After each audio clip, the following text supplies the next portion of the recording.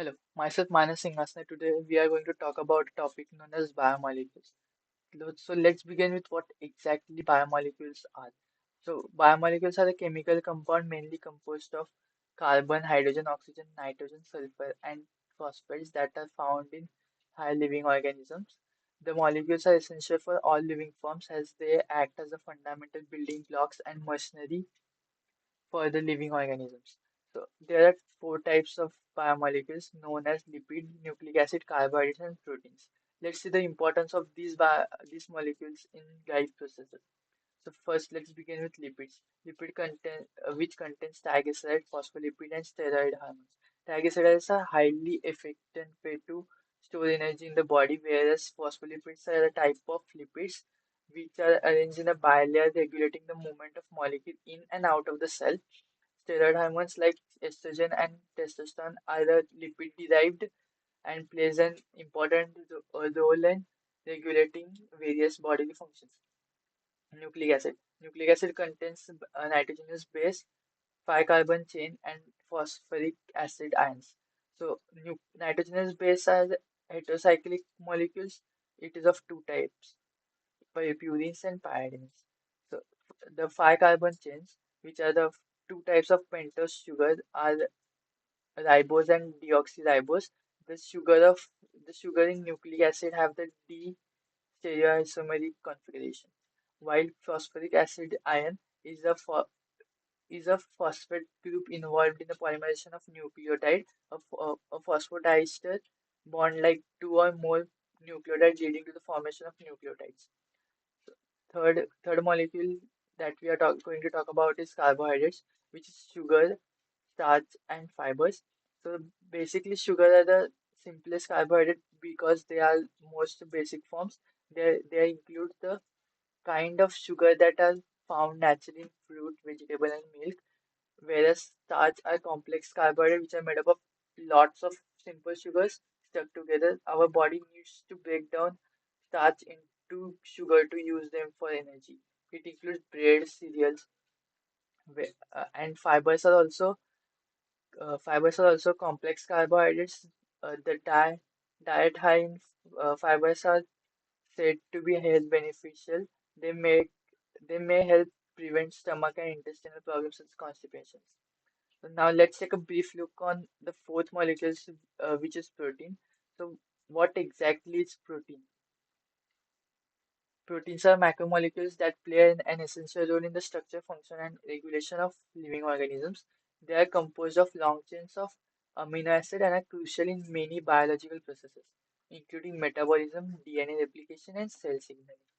So protein can be classified into two types. First is fibrous proteins. In fibrous proteins, the protein chain run parallel and held together with hydrogen disulfide bonds. They form a huge fiber-like structure. These proteins do not dissolve in water. Example, keratin and myosin. The second, the second is globular proteins. These proteins are round due to the twist and fold of the chain. They usually dissolve in water. The most common example of globular protein can be insulin. So, so now let's move on to the structure components of proteins. So when we say structure component of protein, so what exactly is protein? Protein are biopolymers containing amino acid as their monomer units. Proteins are formed by linking several monomer units. They contain one or more polypeptide chain. Every polypeptide chain is made by made up of joining a lot of amino acids to a bond called peptide bond. So let's talk about all these components individually. So let's begin with amino acid first. So amino acids are the monomer units that makes up proteins. Each amino acid has the same fundamental structure as you can see in the pictures. It consists of a central carbon atom, also known as alpha carbon, and a amino group at and a amino and carboxylic group attached to it, and a hydrogen atom, and there is also a side chain or the R group attached to the central carbon atom. Uh, when when both the amino acid and carboxylic acid group are in the aqueous environment of a cell, they uh, they are ionized under psychological conditions. So and so have the structure NH3 plus and CO minus respectively. Every if we have we have 20 amino acids present in proteins, each with a specific R group of side chains. 10 of these are considered essential for humans because the human body cannot produce them and they must be obtained from the diet. So, if we see the composition of this 20 amino acid chain, they are determined by the position of the R chain. So, as you can see in the picture, there are 20 amino acids which are distinguished by the position of R group, which which defines the characteristics of the amino acids. So, amino acids such as vanillin, methionine, and aniline are non-polar, while amino acids such as serine, threonine, and cysteine are polar. The side chain of lysine and arginine are positively charged. So, these amino acids are also known as basic amino acids. Let's move to the second component, which is peptide bond. So, peptide bond is a covalent bond that attaches amino acid to another amino acid. When two amino acids are covalently attached by a peptide bond, the carboxylic group of one amino group and the amino group of the incoming amino acid and combine and release a molecule of water. So the last structure component, which is a polypeptide chain. So polypeptide chain is the resulting chain of an amino acid. So each polypeptide chain has a free amino group at one end, uh, which is known as X terminal, and at the other end has a free carboxylic group, also known as C terminal. When reading or reporting a amino acid sequence, the protein the protein of polypeptide, the convection is used to and to C direction. Now let's move on. Now let's see the type of proteins. So there are mainly four types of protein named such as primary, secondary, tertiary, and quaternary proteins. So let's begin with primary proteins. Now, primary proteins are the simplest level of protein structures. Like uh, sim primary structure is a simply the sequence of amino acid in a polypeptide chain. The hormone, as you can see in the picture, are the two polypeptide chain of insulin hormone A and B. Each chain has its own set of amino acid and assembled to a particular order. For example, the sequence A of the A chain starts with the glycine at the N terminals and ends with the aggregate at the C terminals.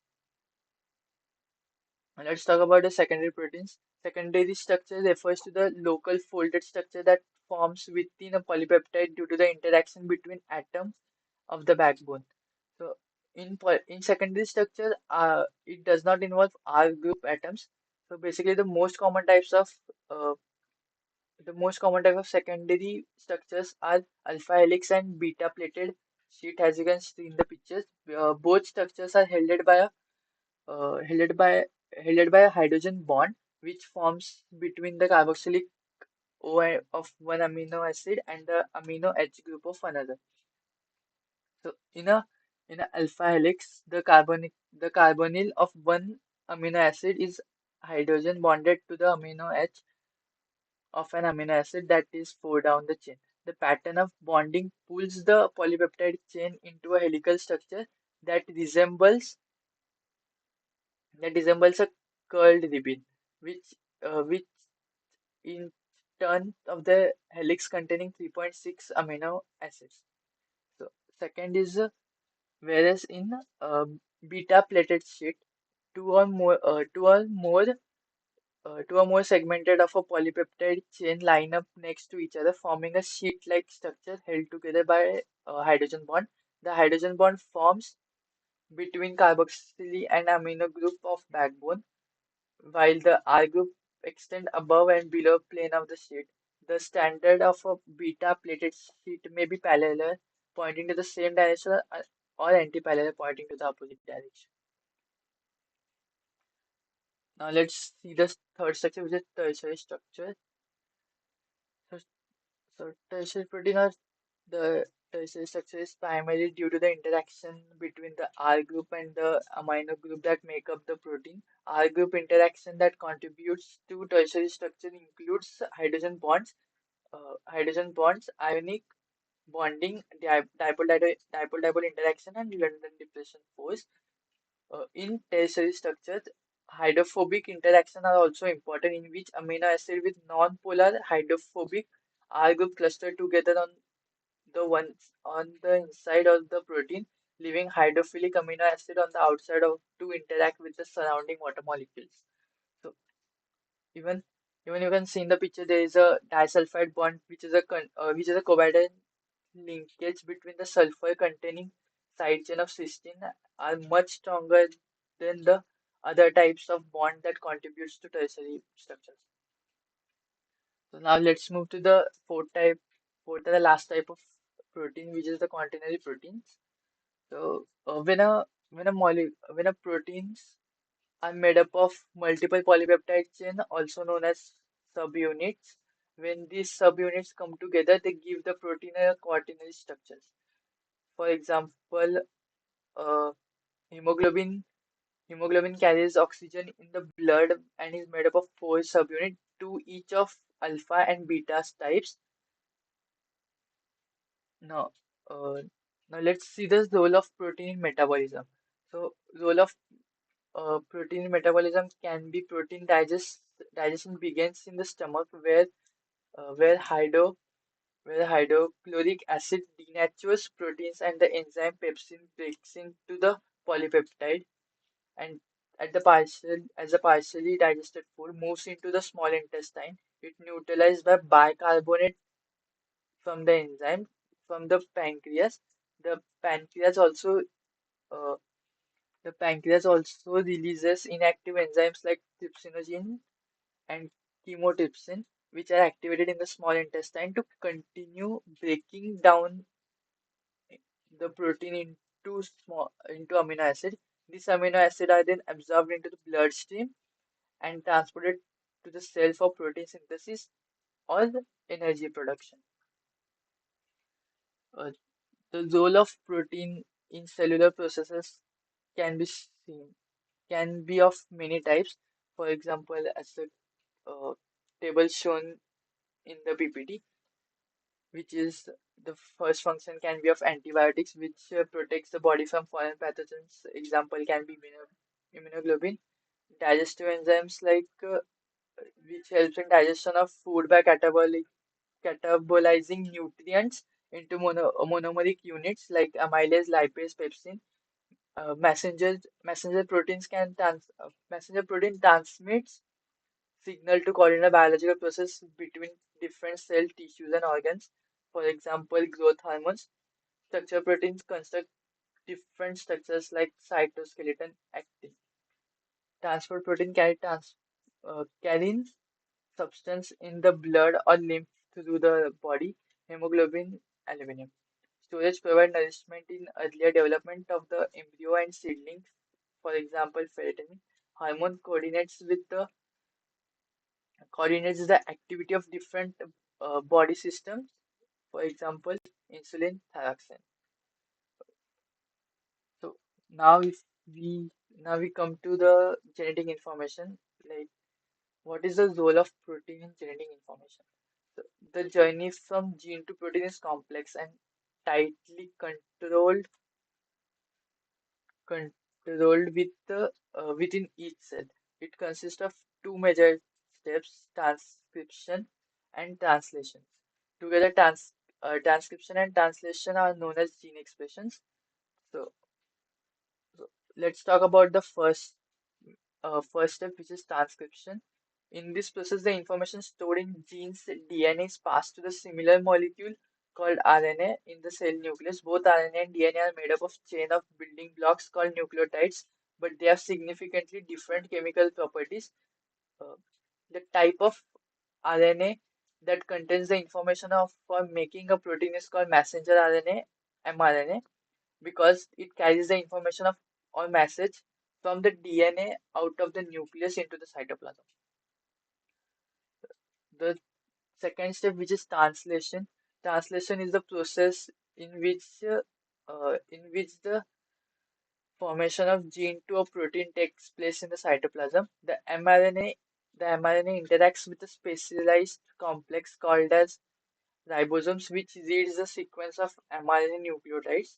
Each sequence of three nucleotides called a codon usually codes for one amino acid. A, a type of RNA called transfer RNA, tRNA, assembles the protein one amino acid at a time. Protein assembly continues until the ribosome encounters a stop codon. And let's move on to the last part of our presentation, that is the technique used to study proteins. So let's talk about let's first talk about X-ray crystallography. So X-ray crystallography is a technique used to determine the 3D atomic structure of a protein crystal, which is crucial for understanding protein functions. The protein crystal is exposed to a monochromatic X-ray X-ray beam X-ray at different angles, producing diffraction patterns. Each pattern contains spots that represent defective X-rays. Each and thousand of these are needed to solve the structure. Specialized software like XDS or HKL 2000 processes this intense data, corrects for errors, and calculate the crystal space groups and electrotendency map.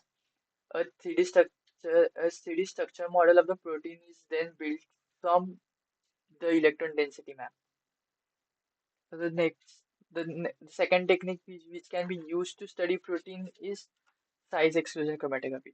So basically, in size exclusion chromatography, it separates protein according to their size, as a name.